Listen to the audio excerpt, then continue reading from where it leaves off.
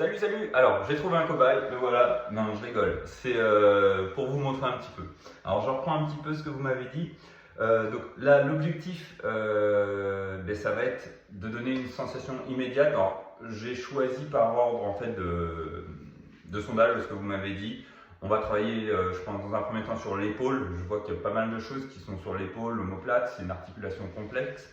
Donc du coup, je vais essayer de vous montrer quelque chose pour donner une sensation immédiate de mieux-être, un soulagement. On va essayer de relâcher un maximum de fibres avec 3 points, donc trois choses à connaître, 3 points clés à connaître sur l'épaule.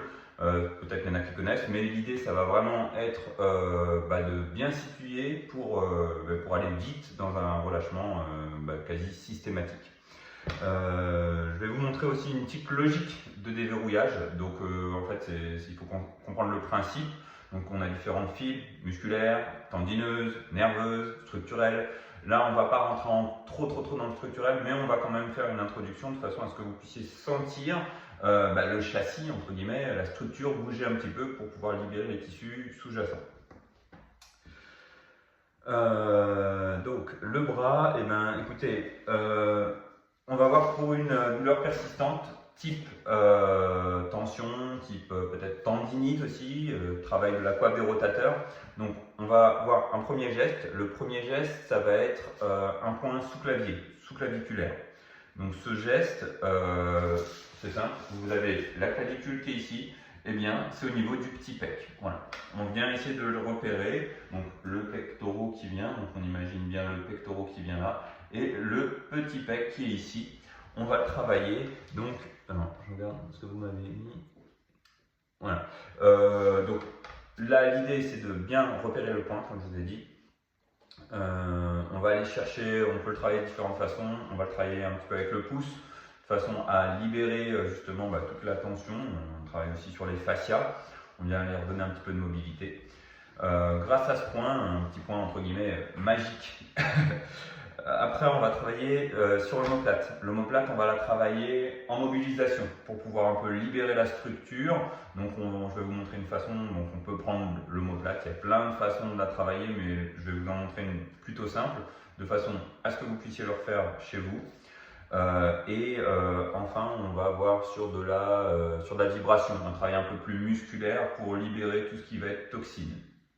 Donc, écoutez, l'idée, c'est premièrement le petit pec ici, le sous-clavier, sous-claviculaire. Deuxième, ça va être de saisir l'omoplate pour pouvoir la mobiliser, ouvrir les tissus qui sont en dessous, donc au niveau du sous-scapulaire. C'est une zone où il y aura beaucoup de tension. Et autre chose, donc derrière l'articulation gluno-humérale ici, donc on va ressentir même des petits décharges, des coups de jus, donc on va travailler sur l'aspect nerveux, ça va obliger le muscle à se relâcher. Et donc on va libérer un petit peu le bras. Il y a plein d'autres choses à dire, mais on ne peut pas tout dire dans une petite vidéo comme ça. Alors, je vous montre sur mon cobaye. Hop. Alors, on va essayer de caler la caméra. Voilà, on va déjà peut-être faire un truc comme ça. Voilà. Donc, ici, on a la clavicule qui est comme ça. Le petit pec, il est là. Il n'est pas forcément agréable. L'idée, vous allez venir le travailler avec une petite pression. Pour le vous pouvez également travailler en plaçant vos doigts, crochetant vos doigts sous la clavicule pour libérer la clavicule. Vous faites des petits mouvements de va-et-vient pour mobiliser. En fait, vous allez mobiliser la clavicule qui est ici. Le point, le petit point magique, il est là. Voilà, ici. Le doigt, il est un peu pointu. Je vous conseille le pouce ou éventuellement même 2 doigts pour éviter d'être trop incisif. Ici, on va pouvoir venir le stimuler. Sens d'une aiguille d'une montre, sens inverse d'une aiguille d'une montre, travail sur les points gâchettes. Vous choisissez un petit peu la technique. Laissez-vous guider par votre ressenti, je dirais. L'autre technique, ça va être de la mobilisation. Là, on va rentrer un petit peu plus dans la structure. Pour ça, je vous propose une façon de prendre le bras qui consiste à venir mettre un bras en dessous, un bras au-dessus. Voilà. La personne peut relâcher son bras. Plus vous allez donner de contact, plus vous allez mettre une pression, un contact, en fait, plus la personne va pouvoir se relâcher. C'est très important que la personne puisse se relâcher. Si vous êtes en train de maintenir le bras comme ça et de forcer, la personne ne pourra pas se relâcher et votre mouvement ne sera pas fluide. Donc forcément, si vous leur donnez de la fluidité et que vous n'êtes pas fluide, ça ne fonctionne pas. Avec les doigts, on va venir crocheter à l'arrière de l'omoplate. Je vais basculer la caméra un peu de côté.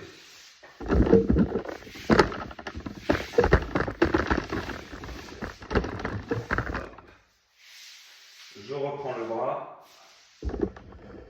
Voilà, comme ça. Je peux choisir mon inclinaison. Là, je vais venir attraper mon omoplate et je vais venir tracter. Je peux m'aider, moi, de mon corps, avec un balancier pour pouvoir justement bouger. Donc, je saisis mon omoplate et je viens pousser, libérer, ouvrir. Pour m'aider, je vais aller ajouter un petit peu de rotation. Vous voyez, un tout petit peu de rotation pour aller chercher les fibres au niveau de la coiffe des rotateurs. Et là, je vais venir tirer, un peu de rotation, relâcher. Tirer, relâcher. L'idée, c'est de remettre de la fluidité, du mouvement, là où il n'y en a pas, là où le corps est figé. Alors, quelque chose qui est très important, il faut savoir que toutes les blessures, au niveau du corps, le corps a sa mémoire. Donc, si vous utilisez les bons gestes pour lui parler, en principe, ça fonctionne. Il ne faut pas forcément contrarier, ce n'est pas forcément en force. Il faut vraiment bien écouter les tissus. Maintenant, je vais vous montrer un des points que j'adore. C'est le sous-scapulaire. Il est souvent négligé, on ne travaille pas. Il est sous la scapula, par ici. C'est un petit peu les steaks qu'on a sous les bras lorsqu'on vient saisir des personnes très musclées. C'est là, voilà, c'est pas facile à avoir. Donc, je vais vous montrer une technique. On va mettre le bras en avant. Donc, est-ce que tu peux mettre le bras en avant?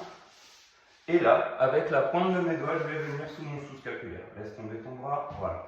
Et vous voyez, ici, je suis au niveau du sous-scapulaire. Donc, je vais venir scier pour créer un peu comme une décharge au niveau des muscles. C'est pas forcément agréable, mais c'est super efficace. Ici et ici, à l'arrière, au niveau gluno-huméral.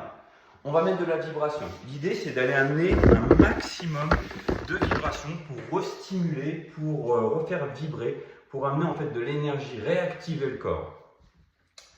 Donc, vous pouvez le travailler de façon différente, en tapotement, en vibration, en massage, avec de l'huile. Vous pouvez combiner les techniques, il n'y a pas de souci. Donc, 3 points pour soulager l'épaule, super important. Le sous-clavier, le sous-scapulaire et la mobilisation au niveau de la scapula. Je vous laisse essayer ça, me dire si vous avez des résultats, vos ressentis. Et bien sûr, si vous voulez qu'on passe sur d'autres modules, bras, tête, nuque. Donc, j'attends dans vos commentaires les petits retours. Merci!